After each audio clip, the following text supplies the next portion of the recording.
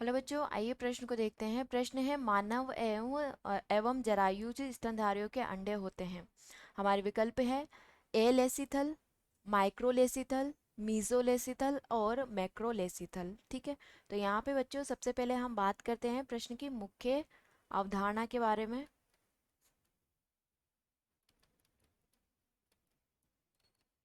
तो यहाँ पे प्रश्न की मुख्य अवधारणा है कि मानव व जरायुज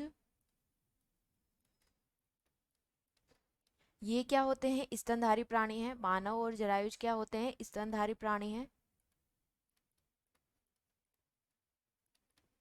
स्तनधारी प्राणी हैं, ठीक है।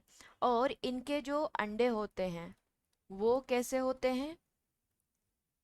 इनके जो अंडे होते हैं वो सूक्ष्म पीतकी होते हैं, यानी कि माइक्रोलेसिथल होते हैं। मानव और जरायुज के जो अंडे होते हैं वो सूक्ष्म पीतकी सूक्ष्म पीतकी अंडे होते हैं, ठीक है। यानी कि माइक्रो माइक्रोलेसिथल होते हैं। माइक्रोलेसिथल एग पाए जाते हैं, जिनमें क्या होता है, जो यolk हैं वो कम उपस्थित होता है। यolk कम उपस्थित होता है।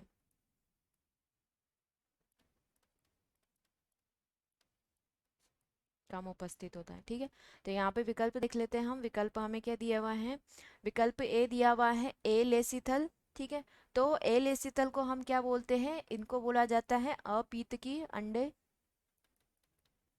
अपीतकी अंडे, ठीक है। यानी कि इनमें यolk अनुपस्थित होता है, यolk नहीं पाया जाता है। तो ये हमारे प्रश्न का विकल्प नहीं होगा। माइक्रोलेसिथल में क्या होता है? कम मात्रा में यolk पाया जाता है, मात्रा में यolk उपस्थित होता है। और ये जो अंडे हैं ये किस में पाए जाते हैं? मानव और जरायुज में। तो ये हमारे प्रश्न का सही विकल्प होगा। मीजोलेसिथल जो होते हैं वो या इनको बोलते हैं मध्य पीतकी बोला जाता है, क्योंकि इनमें जो यolk हैं वो मध्यम पाया जाता है, ठीक है। तो और ये जो अंडे हैं ये उभयचर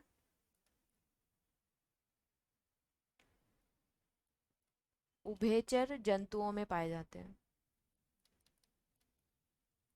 उभयचर जंतुओं में पाए जाते हैं, तो ये हमारे प्रश्न का विकल्प नहीं होगा। मैक्रोलेसिथल क्या होते हैं?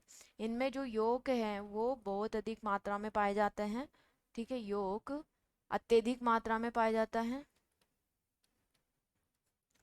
अत्यधिक मात्रा में उपस्थित होता है। और ये रेप्टाइल्स और बर्ड्स के अंदर पाए जाते हैं, यानी कि पक्षियों के अंदर पाए जाते हैं ऐसे अंडे।